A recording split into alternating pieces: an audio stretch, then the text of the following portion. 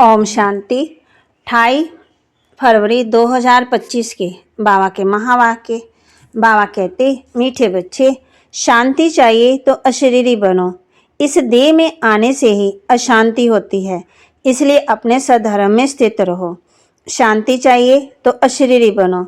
इस देह भान में आने से अशांति होती है, इसलिए अपने सधर्म में स्थित रहो। प्रश्न, यथार्थ याद क्या है? याद के समय किस बात का विशेष ध्यान चाहिए? यथार्थ याद क्या है? याद के समय किस बात का विशेष ध्यान चाहिए? उत्तर, अपने को इस देह से न्यारी आत्मा समझकर बाप को याद करना है। यही यथार्थ याद है। कोई भी देह याद न आए, ये ध्यान रखना जरूरी है। याद में रहने के लिए ज्ञान का नशा चढ़ा हुआ हो, बुद्धि में रहे। बाबा हमें सारे विश्व का मालिक बनाते हैं। हम सारे समंदर, सारी धरनी के मालिक बनते हैं। गीत, तुम्हें पाके हमने जहां पा लिया, जमीन तो जमी, आसमां पा लिया। ओम शांति। ओम शांति का अर्थ है मैं आत्मा शांत स्वरूप हूँ। ओम का अर्थ है कि मैं आत्मा। मनुष्य भी समझते हैं ओम माना भगवान, परंतु ऐसे है नहीं। ओम माना मैं आत्मा, मेरा ये शरीर है। कहते हैं ओम शांति। आत्मा का सधर्म है शांत। आत्मा अपना परिचय देती है। मनुष्य बल ओम शांति कहते, परंतु ओम का अर्थ कोई भी नहीं समझते। ओम शांति अक्षर अच्छा है। हम आत्मा हैं, हमारा सधर्म शांत है। हम आत्मा शांति धाम की रहने वाली हैं। कितना सिंपल अर्थ है, लंबा चौड़ा कोई गपोड़ा नहीं।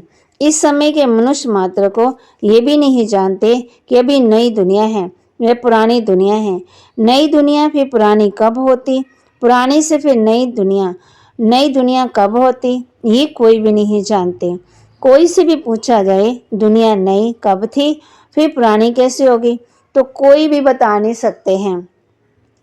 अभी तो कलयुग पुरानी दुनिया है, नई दुनिया सतयुग को कहा जाता। अच्छा, नई को फिर पुराना होने में कितने वर्ष लगते हैं, ये भी कोई नहीं जानते। मनुष्य होकर ये नहीं जानते, इसलिए इनको कहा जाता है जानवर से भी बदतर। जानवर तो अपने को कुछ कहते ही नहीं है। मनुष्य कहते हैं हम पतित हैं, हे पतित पावन आओ, परंतु उनको जानते बिल्कुल ही नहीं है। पावन अक्षर कितना अच्छा है। पावन दुनिया स्वर्ग नई दुनिया ही होगी। चित्र भी देवताओं के हैं, परंतु कोई भी समझते नहीं हैं। ये लक्ष्मी नारायण नई पावन दुनिया के मालिक हैं। ये सब बातें बेहद का बाप बैठ बच्चों को समझाते हैं। नई दुनिया स्वर्ग को कहा जाता है। देवताओं को कहेंगे स्वर्गवासी। अभी तो है पुरानी दुनिया नरक, यहाँ मनुष्य नरकवासी। कोई मरता है तो कहते हैं स्वर्गवासी हुआ, तो गोया यहाँ नरकवासी है ना। हिसाब से कह देंगे बरोबर ये नरक है ठहरा, परंतु बोलो तुम नरकवासी हो तो बिगड़ पड़ेंगे। बात समझाते हैं, देखने में बल मनुष्य है, सूरत मनुष्य की, परंतु सीरत बंदर जैसी। ये भी गाया हुआ है। खुद भी मंदिरों में जाकर देवताओं के आगे गाते हैं, आप सर्वगुण संपन्न, 16 कला संपूर्ण। अपने लिए क्या कहेंगे, हम पापी हैं, नीच हैं, परंतु सीधा कहो कि तुम विकारी हो तो बिगड़ पड़ेंगे। इसलिए बाप सिर्फ बच्चों से ही बात करते हैं, समझाते हैं, बाहर वालों से बात नहीं करते, क्योंकि कलयुगी मनुष्य नरकवासी है। अभी तुम हो संगम युगवासी, तुम पवित्र बन रहे हो। जानते हो हम ब्राह्मणों को शिव बाबा पढ़ाते हैं, वह पतित पावन है। हम सभी आत्मा को ले जाने के लिए बाप आए हैं। कितनी सिंपल बातें हैं। बाप कहते, बच्चे तुम आत्माएं शांति धाम से आती हो पाठ बजाने। इस दुख धाम में सभी दुखी हैं, इसलिए कहते हैं मन को शांति कैसे हो। ऐसे नहीं कहते आत्मा को शांति कैसे हो। अरे तुम तो कहते हो ना ओम शांति, मेरा सधर्म है शांति, फिर शांति मांगते क्यों हो? अपने को आत्मा भूल देवाभिमान में आ जाते हो। आत्मा तो शांति धाम की रहने वाली है, यहाँ फिर शांति कहाँ से मिलेगी? अशरीरी होने से शांति होगी। शरीर के साथ आत्मा है तो उनको बोलना चलना तो जरूर पड़ता। हम आत्मा शांति धाम से यहाँ पाठ बजाने आई हैं। ये भी कोई नहीं समझते कि रावण ही हमारा दुश्मन है। कब से ये रावण दुश्मन बना, ये भी कोई नहीं जानते। बड़े बड़े विद्वान, पंडित आदि भी एक भी नहीं जानते कि रावण है कौन, जिसका बुत बनाकर जलाते, जन्म जन्मांतर जलाते आए। कुछ भी पता नहीं। कोई से भी पूछो रावण कौन है, कह देंगे ये सब तो कल्पना है, जानते ही नहीं तो और क्या रिस्पॉन्स देंगे। शास्त्रों में भी है ना, हे राम जी संसार बना ही नहीं है, ये सब कल्पना है, ऐसे बहुत कहते हैं। अब कल्पना का अर्थ क्या है? कहते हैं ये संकल्पों की दुनिया है, जानते ही नहीं और क्या रिस्पॉन्स देंगे। शास्त्रों में भी है ना, हे राम जी संसार बना ही नहीं, ये सब कल्पना है, ऐसे बहुत कहते हैं। अब कल्पना का अर्थ क्या है? कहते हैं ये संकल्पों की दुनिया है, जो जैसे संकल्प करता वह हो जाता है। अर्थ नहीं समझते। बाप बच्चों को बैठ समझाते हैं, कोई तो अच्छी रीति समझ जाते हैं, कोई समझते नहीं। जो अच्छी रीति समझते उनके सगे कहेंगे, और जो नहीं समझते वह लगे अर्थात सुतेले हुए। अब सुतेले वारिस थोड़ी बनेंगे। बाबा के पास मतेले भी हैं, सुतेले भी हैं। मतेले बच्चे तो बाप के श्रीमत पर पूरा चलते हैं, सुतेले नहीं चलते। बाप कह देते हैं ये मेरी मत पर नहीं चलते, रावण की मत पर हैं। राम और रावण दो अक्षर हैं, राम राज्य और रावण राज्य। अभी है संगम। बाप समझाते हैं ये सब ब्रह्मा कुमार कुमारियां शिव बाबा से वर्षा ले रहे हैं, तुम लेंगे? श्रीमत पर चलेंगे? तो कहते हैं कौन सी मत? बाप श्रीमत देते हैं कि पवित्र बनो। कहते हैं हम पवित्र रहें तो फिर पति ना माने तो मैं किसकी मानूं? वह तो हमारा पति परमेश्वर है, क्योंकि भारत में ये सिखलाया जाता है कि पति तुम्हारा गुरु है, ईश्वर आदि सब कुछ है। परंतु ऐसा कोई समझते नहीं है। उस समय हाँ कर देते हैं, मानते कुछ नहीं है, फिर भी गुरुओं के पास मंदिरों में जाते रहते हैं। पति कहते हैं तुम बाहर मत जाओ, हम राम की मूर्ति तुमको घर में रख कर देते हैं, फिर तुम अयोध्या आदि में क्यों भटकती हो? तो मानती नहीं। ये है भक्ति मार्ग के धक्के। वह जरूर खाएंगे, कभी मानेंगे नहीं। समझते हैं वह तो उनका मंदिर है, अरे तुमको याद राम को करना है कि मंदिर को? परंतु समझते नहीं। तो बाप समझाते हैं भक्ति मार्ग में कहते भी हैं हे भगवान आकर हमारी सदगति करो, क्योंकि वह हर एक की सर्व का सदगति दाता है। अच्छा वह कब आते हैं ये कोई नहीं जानते। बाप समझाते हैं रावण ही तुम्हारा दुश्मन। रावण का तो वंडर है, जो जलाते ही आते हैं लेकिन मरता नहीं है। रावण क्या चीज है ये कोई भी नहीं जानते। अभी तुम बच्चे जानते हो। हमको बेहद के बाप से वर्षा मिलता है, शिव जयंती भी मनाते हैं, परंतु शिव को कोई जानते नहीं है। गवर्नमेंट को भी तुम समझाते हो, शिव तो भगवान है, वही कल्प कल्प आकर के भारत को नरकवासी से स्वर्गवासी, बेगर से प्रिंस बनाते हैं, पतित को पावन बनाते हैं, वही सर्व के सदगति दाता हैं। इस समय सभी मनुष्य मात्र यहाँ हैं। क्राइस्ट की आत्मा भी कोई ना कोई जन्म से यहाँ है, वापस तो कोई जा नहीं सकते। इन सब की सदगति करने वाला एक बड़ा बाप है, वह आते ही भारत में है। वास्तव में भक्ति भी उनकी करनी चाहिए जो सदगति दे देते हैं। वह निराकार बाप यहाँ तो है ही नहीं, उनको हमेशा ऊपर समझकर याद करते हैं।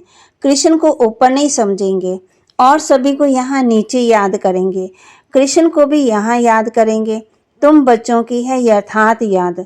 तुम अपने को इस देह से न्यारा आत्मा समझकर बाप को याद करते हो। बाप कहते तुमको कोई भी देह याद नहीं आनी चाहिए, ये ध्यान जरूरी है। तुम अपने को आत्मा समझ बाप को याद करो। बाबा हमको सारे विश्व का मालिक बनाते हैं, सारा समुद्र, सारी धरनी, सारे आकाश का मालिक बनाते हैं। अब भी तो कितने टुकड़े टुकड़े हैं, एक दो की हद में आने नहीं देते। यहाँ ये बातें होती नहीं हैं। बाप कहते यहाँ तो होती वहाँ नहीं होती। भगवान तो एक बाप ही है, ऐसे नहीं कि सभी बाप ही बाप हैं। कहते भी हैं हिंदू चीनी भाई भाई हैं, हिंदू मुस्लिम भाई भाई हैं, परंतु अर्थ नहीं समझते हैं। ऐसे कभी नहीं कहेंगे हिंदू मुस्लिम बहन भाई हैं, नहीं, आत्माएं आपस में सब भाई भाई हैं, परंतु इस बात को जानते नहीं। शास्त्र आदि सुनते सत सत करते रहते, अर्थ कुछ नहीं समझते। वास्तव में असत्य झूठ, सचखंड में सच्ची सच बोलते, यहाँ झूठ ही झूठ है।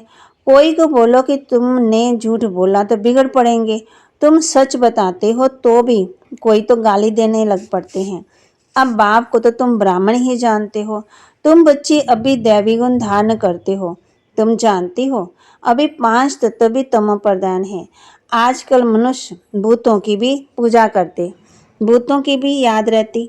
बाप कहते हैं अपने को आत्मा समझो, माँ में कम याद करो, भूतों को मत याद करो। गृहस्थ भाव में रहते हुए बुद्धि का योग बाप के साथ लगाओ। अब देही विमानी बनना है, जितना बाप को याद करेंगे तो विकर्म विनाश होंगे। ज्ञान का तीसरा नेत्र तुमको मिलता है। अभी तुमको विकर्मा जीत बनना है, वह है विकर्मा जीत सम्मत, यह है विकर्मी सम्मत। तुम योग बल से विकर्मों पर जीत पाते हो। भारत का योग तो मशहूर है, मनुष्य जानते नहीं है। सन्यासी लोग बाहर में जाकर कहते हैं कि हम भारत का योग सिखलाने आए हैं, उनको तो पता ही नहीं ये तो हठ योगी है, वह राजयोग सिखला ना सके। तुम राज ऋषि हो, वह है हद के सन्यासी, तुम हो बेहद के सन्यासी। रात दिन का फर्क है। तुम ब्राह्मणों के सिवाय और कोई भी राजयोग सिखा ना सके।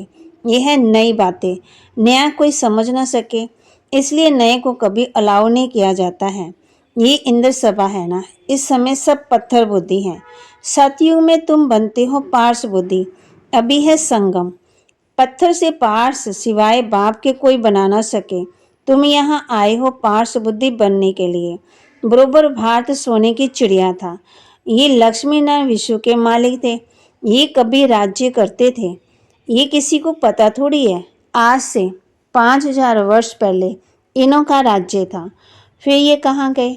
तुम बता सकते हो 84 जन्म हो गए, अभी तमो प्रधान है, फिर बाप द्वारा सत्व प्रधान बन रहे हैं। ये नॉलेज सिवाय बाप के साधु संत आदि कोई भी दे न सके। वह है भक्ति मार्ग, ये है ज्ञान मार्ग। तुम बच्चों के पास जो अच्छे अच्छे गीत हैं उन्हें सुनो तो तुम्हारे अंदर बहुत खुशी आएगी। खुशी का पारा एकदम चढ़ जाएगा, फिर वह नशा स्थायी ही रहना चाहिए। यह है ज्ञान अमृत। वह शराब पीते तो नशा चढ़ जाता है, यहाँ यह है ज्ञान अमृत। तुम्हारा नशा उतरना नहीं चाहिए, सदा चढ़ा रहना चाहिए। तुम इन लक्ष्मी नारायण को देख कितने खुश होते हो। जानते हो हम श्रीमत से फिर शिष्टाचारी बन रहे हैं, यहाँ देखते हुए भी बुद्धि योग बाप और वर्षे में लगा रहे। अच्छा, मीठे मीठे सिकिलदे बच्चों प्रति माता पिता बाप दादा का याद प्यार और गुड मॉर्निंग। रूहानी बाप की रूहानी बच्चों को नमस्ते। रूहानी बच्चों की रूहानी बाप दादा को दिल व जान सिकवा प्रेम से नमस्ते। धारणा के लिए मुख्य सार, विकर्माजीत बनने के लिए योग से विकर्मों पर जीत प्राप्त करनी है। यहाँ देखते हुए भी बुद्धि योग बाप और वर्षे में लगा रहे। विकर्माजीत बनने के लिए योग बल से विकर्मों पर जीत प्राप्त करनी है। यहाँ देखते हुए बुद्धि योग बाप और वर्षे में लगा रहे। बाप के वर्षे का पूरा अधिकार प्राप्त करने के लिए मुतेला बनना है। एक बाप की ही श्रीमत पर चलना है। बाप जो समझाते हैं वह समझकर दूसरों को समझाना है। वरदान, दिव्य बुद्धि की लिफ्ट द्वारा तीनों लोकों का सैर करने वाले सहज योगी भव।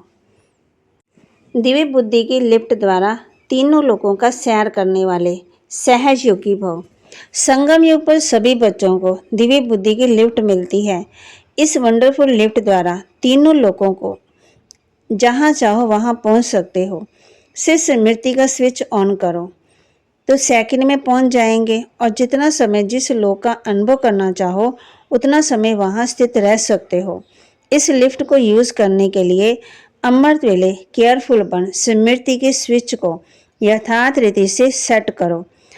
अथॉरिटी होकर इस लिफ्ट को कार्य में लगाओ तो सहज योगी बन जाएंगे।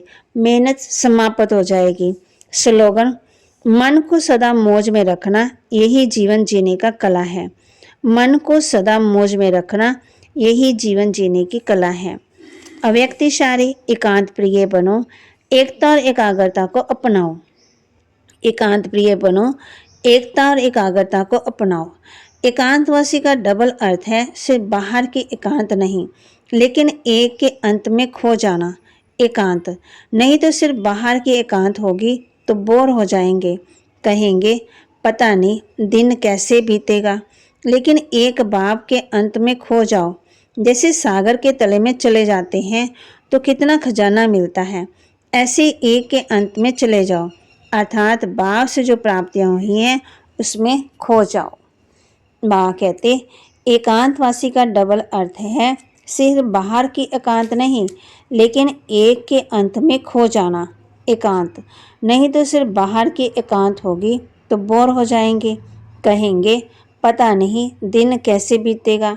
लेकिन एक बाब के अंत में खो जाओ, जैसे सागर के तले में चले जाते हैं तो कितना खजाना मिलता है, ऐसे एक के अंत में चले जाओ, अर्थात बाब से जो प्राप्तियां हुई हैं उसमें खो जाओ। तो बाबा ने हम बच्चों को दिव्य बुद्धि की लिफ्ट द्वारा तीनों लोगों का सैर करने वाले सहयोगी भव का वरदान दिया है। बाप के वर्षे का पूरा अधिकार प्राप्त करने के लिए बाप का सच्चा सच्चा बच्चा बनना है, और बाप जो समझाते मैं समझकर दूसरों को भी समझाना है। मन को सदा मौज में रखना है, यही जीवन जीने की कला है। बाबा के महावाक्य को लाइक करें, शेयर करें।